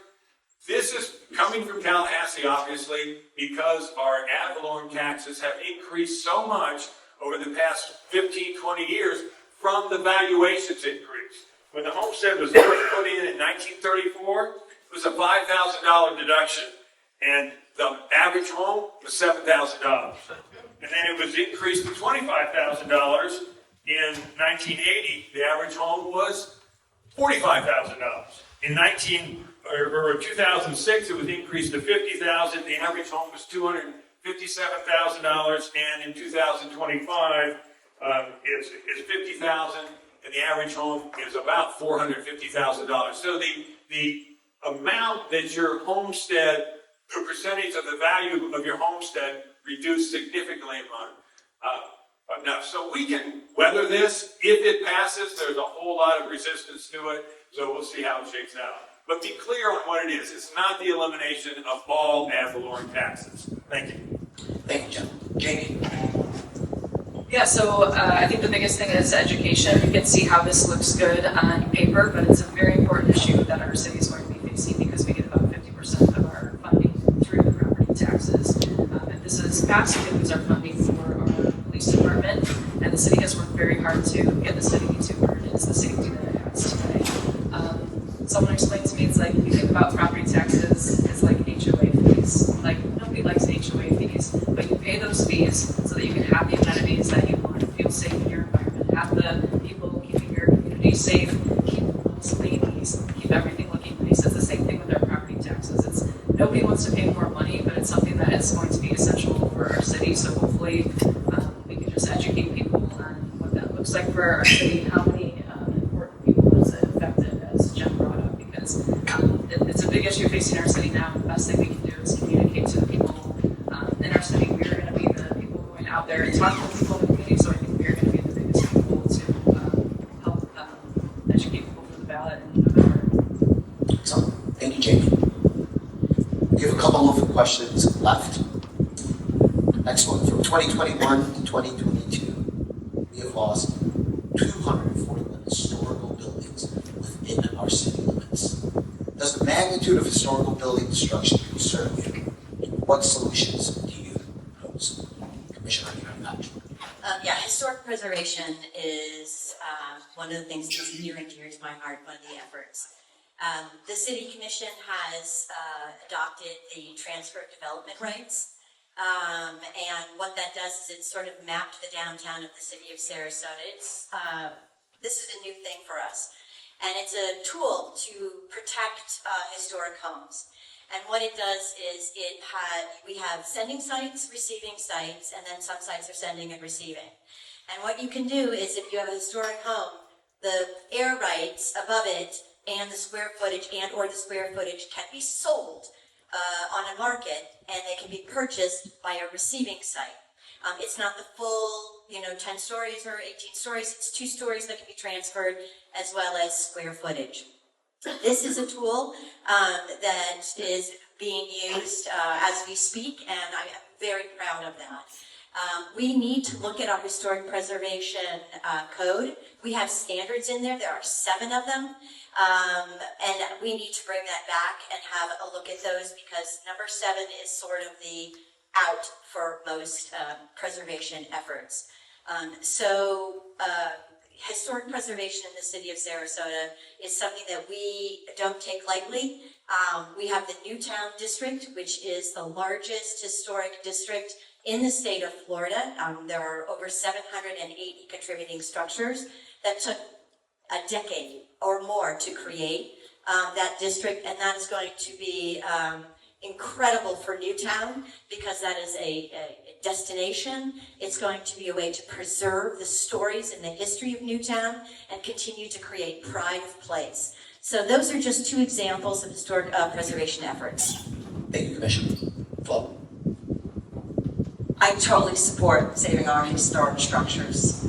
I've been down at City Hall many times speaking about saving our historic structures. A few of them are Capella School, the McAlpin House, Palm Avenue Apartments, and the Coastal Hotel. Some we've saved and some we haven't. So I think we could do a better job of preserving our history, our historic structures, and I think we could maybe give more incentives so people that have historic structures will restore and preserve them. Maybe we can give them some lower property taxes. Well, that might be happening already. So we could also make the process easier, so they don't have to jump through as many hoops. If it's difficult, they're going to say, never mind. So let's give some incentives, and let's give some, make the process easier for them. And the other thing I would say is that the commission should listen to its advisory boards. U.S. Garage, the Historic Preservation Board denied the demolition permit. It went to the commission and they approved it. So the boards are the experts. So I think the commission should do a much better job listening to the experts to help save our historic structures. Because what are we without our historic structures? Very different to read about it in a book or to actually go and visit it. So let's save our history. Thank you, Flo. John? Thank you. I'm certainly a proponent of saving historic buildings. I own a building downtown that was built in 1926 with a yellow brick on it, and I'm very, very proud of it. We've spent a lot of money to restore it and to bring it up to the condition so that we can rent it out. It's beautiful. I invite you all to go down and look at 1586 Main Street. I also own a Sarasota School of Architecture building, which we are exceedingly proud of. Beautiful office building designed by Tim Siebert. So there are some state grants that you can apply for some of the renovation to help restore historic buildings. I think, once you're involved in that, you can identify those. It would be great if the city had some other incentives. I do like the transfer of development rights, although I don't know anybody that's really taken advantage of it. We have a lot of sending zones downtown, a lot of properties that could send their development rights. And we want to make sure that when they send those development rights, that the restrictions on that historic structure are perpetual. So that by that I mean is that when you send the development rights to somebody else, if your building burns down or something like that and it's a two-story building, you can't then build 10 stories on that site. So you have sold your rights, and it maintains that protection for the community remains there. So whatever we can do to keep our historic properties, the Van Wezel, the U.S. Garage, I certainly hope that we can keep them both. Thank you. Thank you, John. Jamie? Yes, I'm definitely all for historic preservation. I think the city is starting to do a good job of working on that. I think, again, the biggest thing comes down to communication. So I work a typical 9-to-5 job. I'm not able to attend the city commission meetings currently. A lot of my friends are not able to attend those meetings or stuff like this. Then let's do the thing going on in Fruitvale, where all of those historical homes. Hopefully it's going to preserve them and move them to a different location. But I think it's issues that people in my generation or people who are working the typical 9-to-5 are not aware of. And so if we can have more educational forums on weekends like this, after hours, live Zoom meetings, something so that people who maybe aren't informed but are very passionate about it, because all of my friends have been talking about, we're very sad to see a lot of these buildings go, but we just didn't know about it. Not because we don't want to, but because we don't have the time. A lot of my friends have young families. They're waking up, taking their kids to school, going to work, coming back, getting them to bed, and they still care about the city they live in, but they need resources and things like this to be able to keep them updated so that we can all have a say in preserving these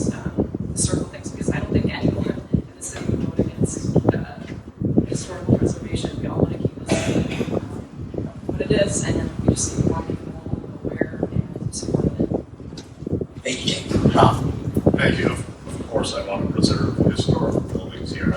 I spent 15 years in one of the most historically important buildings in the world. I worked on Selby Gardens historical designated paint mansion. I helped with the historical letter green house being moved, making sure it's ready to have art exhibits. And it's important what people, it's a fine line of what's historical and what is on the registry. What's on the registry doesn't necessarily make something historical. So that means if someone sells that house, there is no link to anything historical where it can be stopped from being demolished or built of something different being built. So we really need to make sure that education is the best one. We know a lot of people that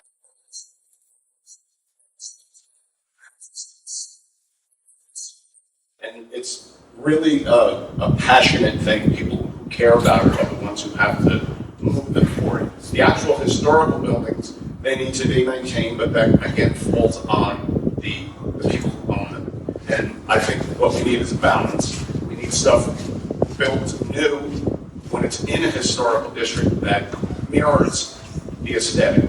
And we can do both. But yes, that's been my life, protecting historical buildings, and I will continue to do that moving forward and educate as many people as possible that we need to keep this. This is a city that just celebrated a lot of 125th anniversary of stuff. Brinkley made this city all those years ago, and it's beautiful. And that history needs to be promoted and preserved. Thank you, Rob. One more question. Sometimes developers ask the city commission to authorize vacating the public right of way, street, or alley to build their vision. What are your thoughts, and how should the public be compensated when and if this is authorized? We'll start with Flo. I am not forgiving developers any of our city property. We vacated alleyways, we vacated streets, and I'm against that. City property is city property, it's our property.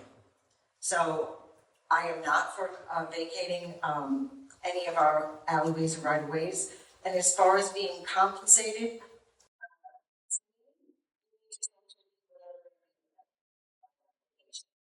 so it's the neighbors that are directly affected that we should be talking to, how they think they should be compensated, whether it's upgrades to neighborhood safety, quality of life issues. So I am not for vacating any of our city lands, which is our lands. Thank you. Thank you, Flo.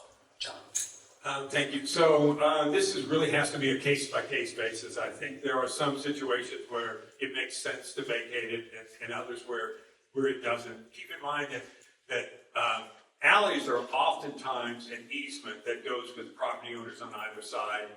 The streets are typically owned by the city. We did have an interesting one in Cross Street a few years ago, and that's that one-way street just on the south side of Williams Parker. And so that was a street that was sitting there. The developer owned properties on both sides, and they wanted to vacate that. They bring it to the planning board, and I was amazed. The planning board did such a great job in negotiating with that developer. At the end of the day, what we got was a two-way street that's going to be maintained by the developer. All of the subterranean water sewer lines are going to be maintained by the developer. The landscaping is going to be installed and maintained by the developer. And so at the end of the day, it goes back to the tax rolls, property that was not on tax rolls, so we get tax dollars, and we also get the benefit of somebody else having to maintain it, that the city doesn't have to do that. And so the question is, well, that developer or somebody else in the future could come back and say, we want to build over it. Well, they could do that anyway. So we really haven't lost anything by vacating that street. I know it was a very contentious issue, and I know a couple of the commissioners, didn't like that fact. But I thought the Planning Commission did a great job of negotiating. They asked for about 7 different items, and they were successful in negotiating those back from the developer. Thank you, John. Jamie. So when it comes to developers taking over places in the city, I do think there's certain things that the city commissioners, we just don't have control over. The zoning allows for it. We don't have control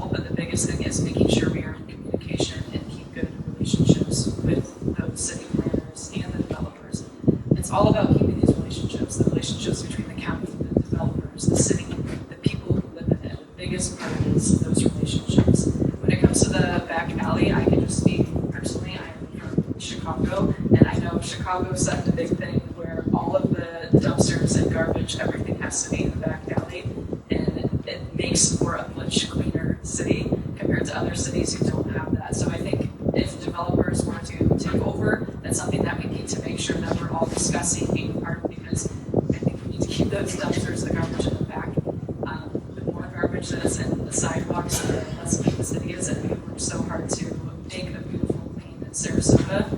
Again, I have to do more research. I don't think we have all of the control when it comes to the development of the city. The biggest thing we have control over is communication and keeping these relationships strong with the developers as things are changing.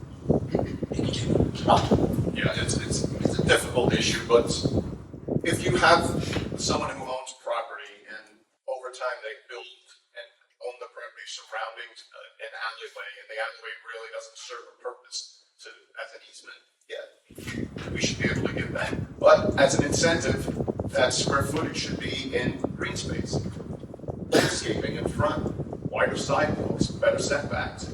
That being said, it's important to keep what we own as a city in city hands. The only other vacation that I would bring up, which was a contentious one in my neighborhood, was School Avenue. To me, it was tough, but when it comes down to this is the safety of our children. We need to make sure our children are safe.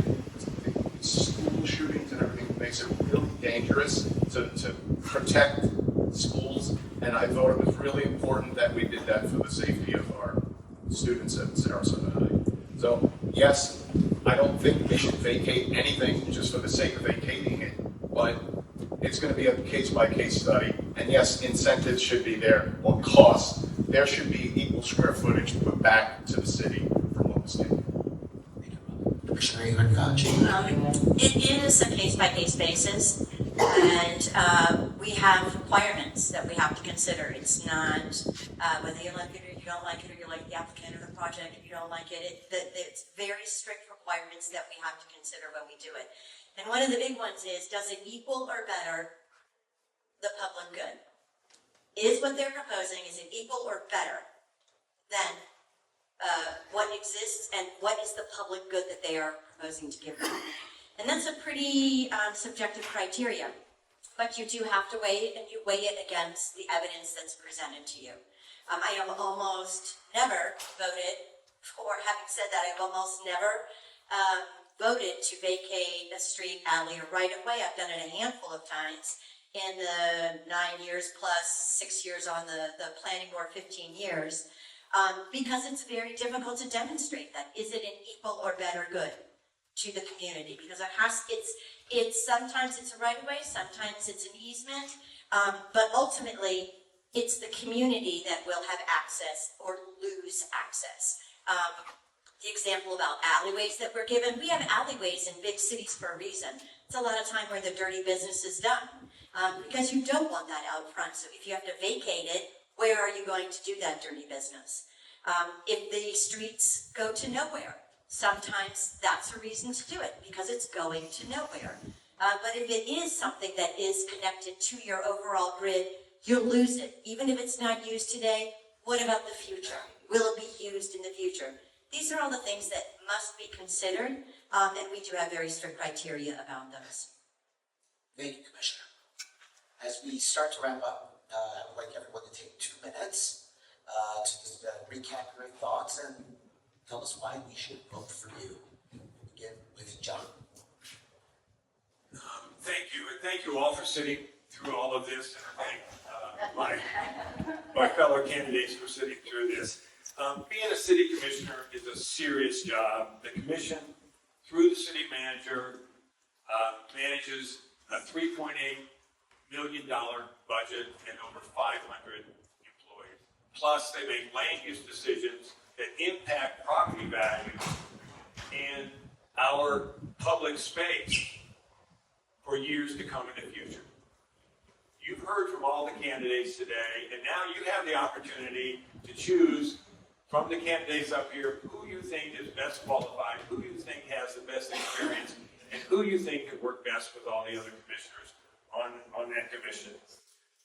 I'm ready to bring 4 decades of successful business experience to the city commission, and to work with all the other commissioners that are on the dais at that time. No other candidate up here has a resume like mine. I'm fully equipped, fully experienced to do the job, and I will hit the ground running on day one. When I'm elected city commissioner, we will stop making bad development decisions.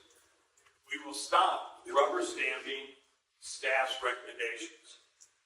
And we will make good, thoughtful decisions based on evidence, experience, and community input.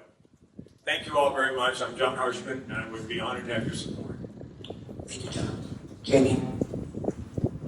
So I'm new. I'm new to this election. I'm newer to this area than most of the people that I'm running against. Everyone is very well educated, and I understand that I'm not, but I'm a hard worker. My job is based in research. I have been researching my whole life, and I need to research for people. I do not see me being new as a negative. I see it as me being fresh eyes, open-minded, and genuinely loving Sarasota and choosing it as my home. I'm a small business owner who is choosing to establish roots here personally and professionally. I am a small business owner. I have the same interests as most of the people who live and work in this city. I'm on the water at least once a week, whether it be at the Bayfront Park dog, paddleboarding, launching my jet ski at the 10th Street boat ramp. I'm out downtown supporting local businesses and restaurants in the community. I am not here for my strong political agenda. I'm here because I love Sarasota, and I'm excited for the future here, not just now, but for decades to come. I'm excited to listen to the people and hear the opinions that really matter, and I'm excited to make the best decisions for all of us. Thank you, Jamie. Ron? Thank you.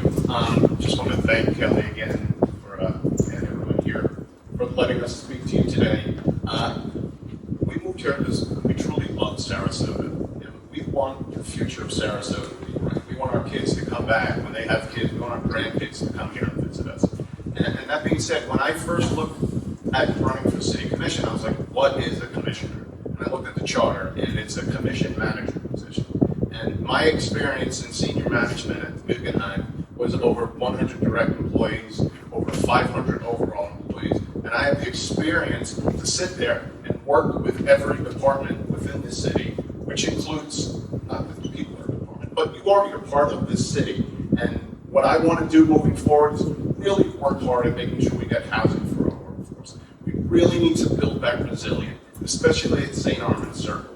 They are concave, they're basically almost underwater anytime it rains. We need to put money into infrastructure. $1 to $15 is a really important thing to understand. $1 upfront and resilient is worth $15 of recovery. That also said, I support the arts and culture organizations of the city. It is the lifeblood of our city. It's why most people move here. It keeps us happy, and the economic impact of that is great. So if I'm elected, I would be a commissioner for all the people who live here, and all the people who work here, and all the people who visit here. So I hope you support me. Thank you. Commissioner Ahearn-Koch? Yes, thank you. And again, thank you all for being here. It's just really lovely to see our community out and involved in our city and what we're doing. And thank you to the fellow candidates as well. I am your current city commissioner, Jaime Ahearn-Koch. I am seeking re-election, and I'll leave you with this. I think most of you know that I work hard, that you can count on me to read the materials, to show up, to be prepared, to do the research, to bring all the parties to the table, to collaborate, to work together, to find solutions. I work tirelessly for this community, and you all honored me with that in 2023 when you gave me the CCNA Neighborhood Award, and I thank you all for that. That work, I promise you, will continue. Not only can I say it, but I have proven it with my track record. We have a big challenge in front of us as a community, but I know we can all come together and we can meet that challenge because there are so many opportunities in front of us to work together, to learn, and to protect this community, to find solutions to the issues. I'm very excited that we have a new city manager. I'm very excited about working with everybody and continuing to work to save and protect our community and keep it strong. Jaime Ahearn-Koch, I hope I earn your vote on August 18th, and again on November 3rd. Remember, you have 2 votes, and I would be honored if I could be one of those 2 votes. If you need to know anything more about me, you can go to my website, voteforjen.org. I have some materials over here and some yard signs you can take on your way out. Thank you all for being here. Thank you to Kelly, to CCNA, to all of you for taking your time to hear us. So my promise is simple. I'll stand against anything that makes flooding, traffic, noise, safety, and affordability worse. And I'll champion anything that truly improves our housing, our infrastructure, and our neighborhoods. And downtown is a neighborhood. I'm running because I care deeply about our community. I'm running for you, to be your voice, to listen to you, learn from you, and stand up for you. As I said earlier, I feel our voice has been stifled. So I am running for you.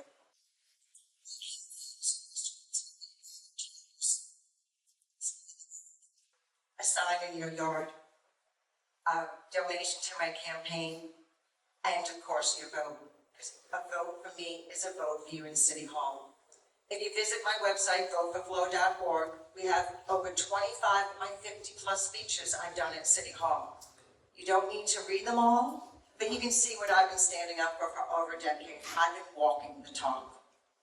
So together, we can repair what's broken, rebuild trust, and keep Sarasota livable for everyone to enjoy, with a quality of life for everyone to enjoy. Vote for Flo, August 18th, November 3rd. Thank you very much. Thank you, Flo. Thank you again to all of our candidates. Thank you for your time and for sharing your thoughts, your ideas. Thank you all.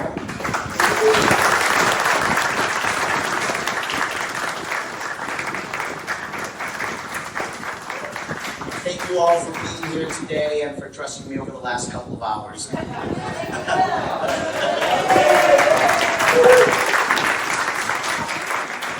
I'll hand it back to Kelly. Thank you. Thank you so much, everyone, for coming. Really quickly, we're on summer break, yes. Our next meeting will be September 12th because the first Saturday is Labor Day and we didn't figure you'd show up. Our guest speakers will be Kelly Strickland from the Finance Department to talk about the budget overview. Our new city manager, Carrie Freiling, with her 90 days in, what she sees, what she's working on, and something else, but I forget what it is, so I apologize. It's Saturday morning and I just got home last night at 11 o'clock. Candidates, you guys were awesome. Thank you so much for coming today. I know this is not easy, and I truly appreciate everything you're doing. All of you, turn your phones back on, and please take your chair to the wall and stack them high. And thank you, everyone, for being here today.